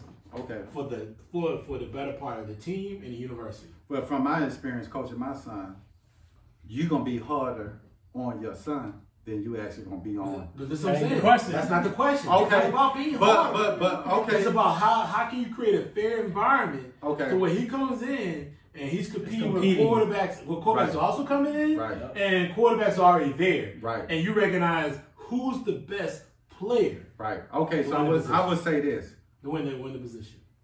Even when coaching, parents know if your son is better than their kid. But you still not catch what I'm saying. You gotta take the parent element away from him. Okay, but he's not the head coach. He's the head coach. Not the offensive coordinator. But as a head coach, like I was, you know that all eyes are on you when you're coaching your kid. You know someone is looking like, I'm gonna see if he's gonna treat his son different from my son. I'm gonna hold him to the same standard. But I'm just saying, experience, that's why I was saying, when you're coaching your son already know, like, when we at practice or we at there, you have to respect me as a coach. Dad and coaching, we're separated. And great players, because I believe, like, Deion's son wants to be great. I think he wants to get to the next level. When players are great and want to be great, he's not going in there like, because my dad is there, I got an advantage. He's going in. No, I'm just looking at him in high school, right? He had the same issue in high school. You don't think them high school kids' parents are looking down at? Well, he went to TC, it's a Christian school, and it was a school that. But you don't think? Hold on, let me finish. Okay. The head coach of that program is really Deion's right hand man. So. But wasn't he the best player at the high school as quarterback? We don't know that. We don't know that. But I'm just what I'm trying to tell you. You're now going to a university that you need that been sucked for the last damn 20 years. Don't matter about that. That's what I'm telling you. So ain't nobody. You're not listening. I'm gonna listen. Listen now. Okay. And I'm gonna pose this question for everybody. I'm gonna answer it. You're now the head football coach. I get that. Of Jackson State University. Right. Let's put in this element, right? You say you're Nick Saban, and you're the head football coach of University of Alabama, and you have a son that plays football. Right. Do you and your son now is a quarterback? Right. You recruit him. He signs Alabama. He gets a scholarship to come there. Right. And now you put him in a room amongst other athletes, other athletes that play quarterback. Right. Are you creating an environment there that allows you to have fair competition to see who is the best player for the position versus looking at him, your son, who, by the way, you say you've been coaching all your life, right? And say that he is now the equivalent of the best player in the room, right? Moving forward, and he's going to be the starting quarterback. Right. You got to pull away from the aspect of him being your son. Right. And if all these quarterbacks, you got 4 people and players in a room, who's gonna make you help you win? Who's the best player? But I think even if Dion ain't there, if he's commit to Jackson State, he was gonna be the starting quarterback. They would have never even got to commit like that if it wasn't for Dion. I agree, but that's what I'm saying. I don't think. That's what I'm saying is now that he's got that commitment. Right. How you gonna create an environment? But I think going into Dion, going into it, nobody's gonna have an issue with him being the starting quarterback. And I think if they have, which they gonna have a fair, he's gonna be better than anyone. If you're an Alcorn State cheerleader, right? If you was at Alcorn State and a player like no, you want the best. You want the best. But if you're the quarterback at Alcorn State starting right now. But right now, you starting Alcorn State. But that's a different thing. Because Jackson State hadn't won shit in eons. Yes. Alcorn State's been winning. Let me break it down like this. If you're the head coach if you're a quarterback at, I can get any. You're a quarterback at Howard University. So you think, so my point is, I get what you were saying. So look at it like Cam Newton's little brother came in there. Right. He came into Howard, he was the best quarterback for the position. But as a coach, I'm going to tell you, you're going to play the best players. I'd have been on teams. I'd have been coaching with people who coach their son, and they know their son not better than a star player. You want to win at the end of the day. You always gonna play the best player. So if your son suck, you're not gonna be like, bro, he's starting over this dude who's gonna get me wins.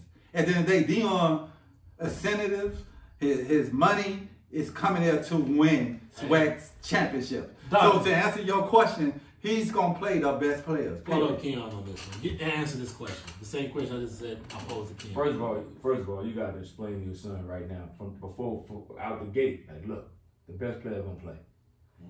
You don't bring your son in and then you got to tell another kid that just as good as your son, you're not going to play.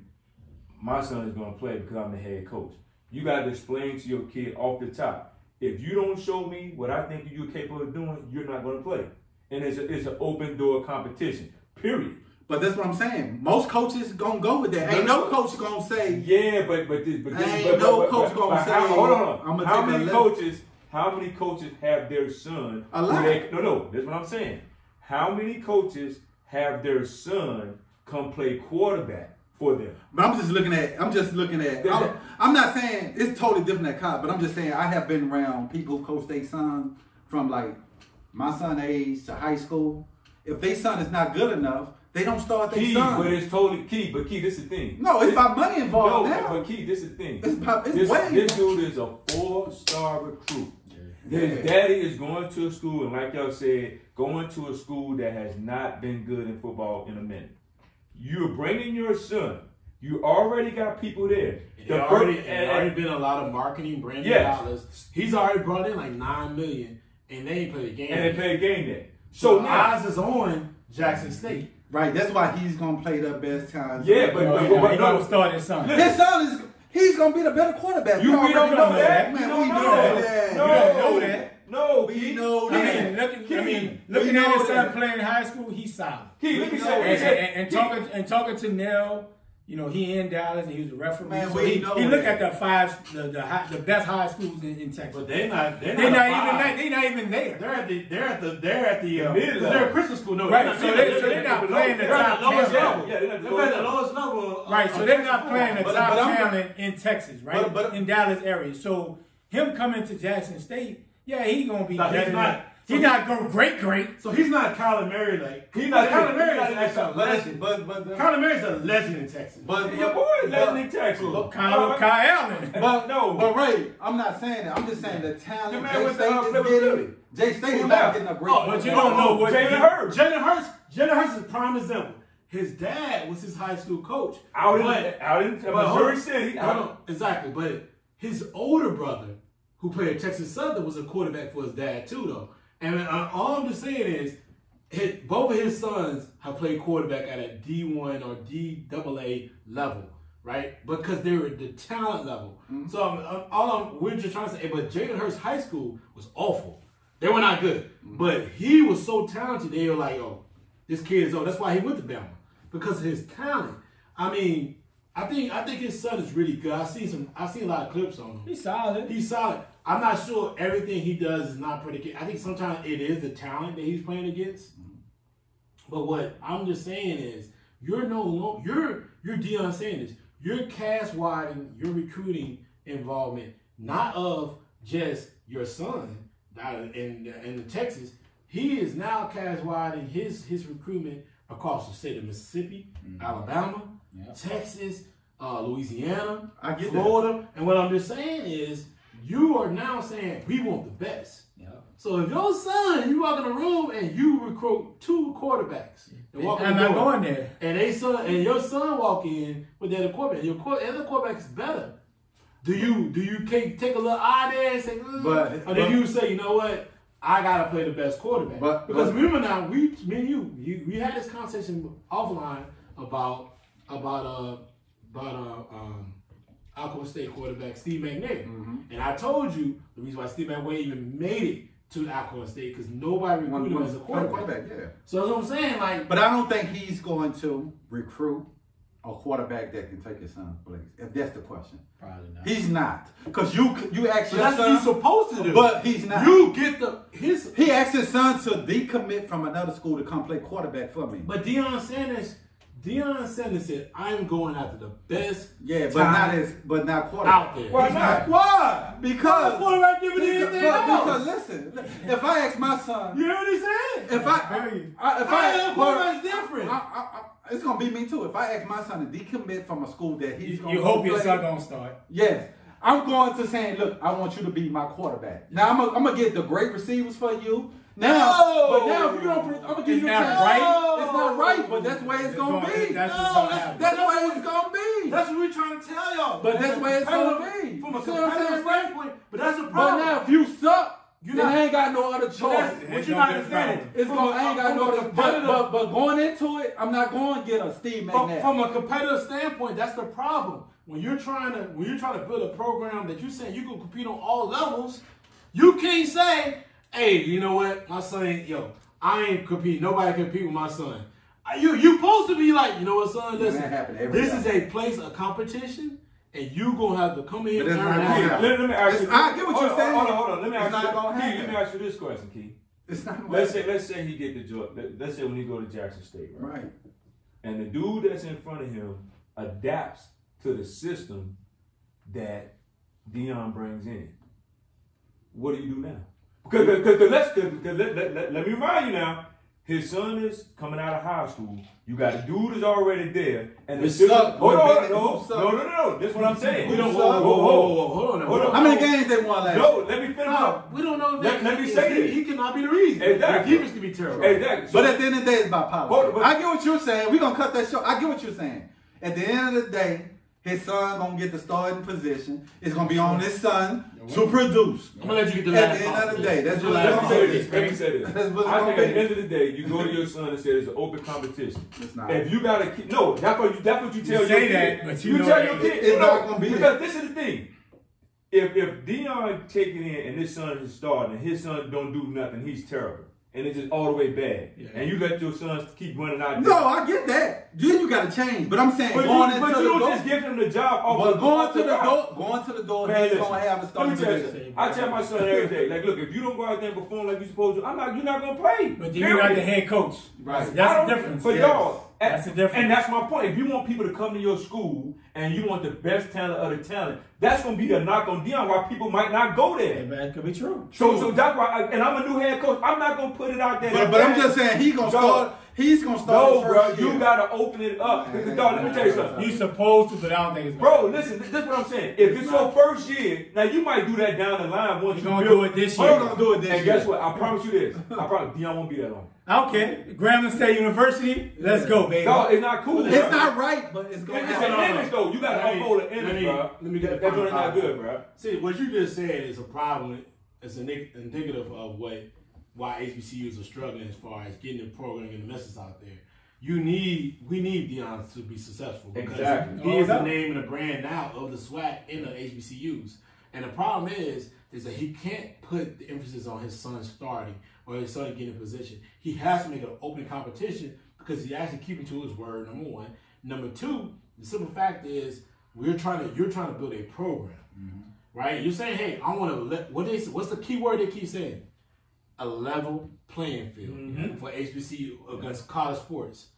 You can't do that, man. With that kid, if that kid doesn't equate to what you want, man. I'm just saying, hold on, let me finish.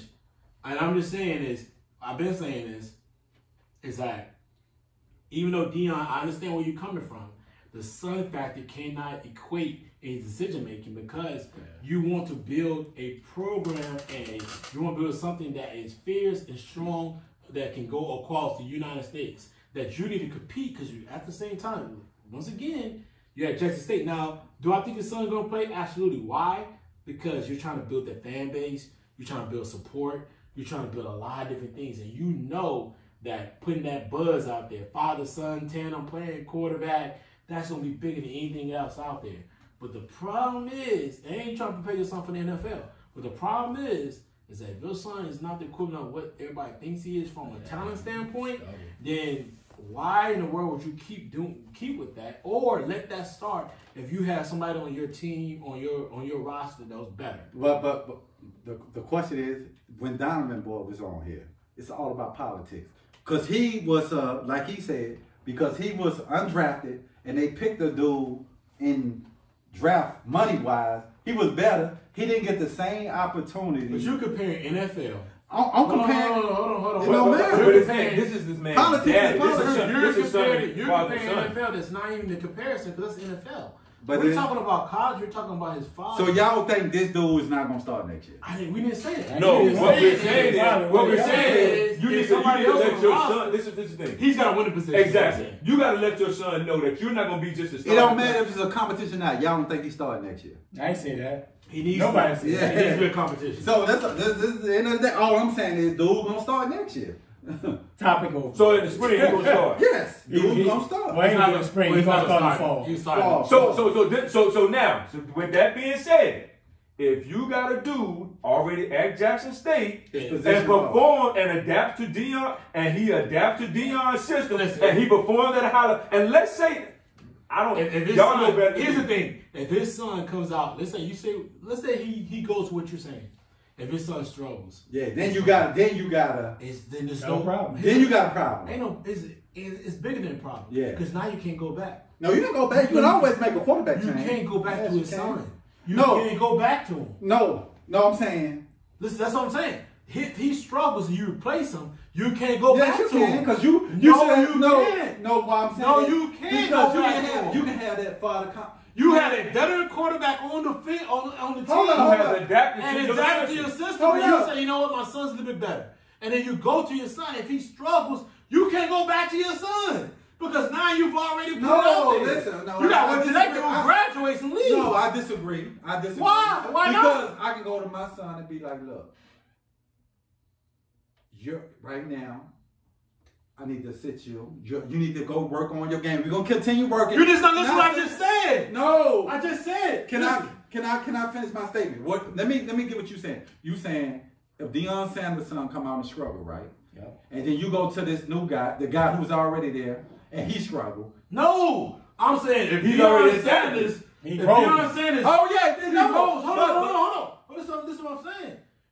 Whether the new kid struggles or not, I mean, whether the kid who's there struggles or not, you can't go back to Oh no, I get it. But if your son was already better than him, you gotta stick with him regardless or not. So that's why you don't start him. Like, yo, That's why it's an open. No, what he's saying is you have to have an open competition. Because if you don't, you say, you know what? There's no open competition. My son comes in, he's gonna start. No, I think. Listen. But that's what you just said, though. No, I think. That's what you just said, though. They will get the reps, but at the end of the day, he's gonna start his son. I mean, 9 times out of 10, it's probably what's going to happen. That don't mean Deion could lose the program, right? Because Cat's gonna look like, man, if I'm a quarterback, why I need to go to Jackson State? I could be one of the top, and I'm considering Jstate. Right. I'm not going because I know at the end of the day, I'm not beating out his son no matter. And a lot of recruits. So that's what we're trying.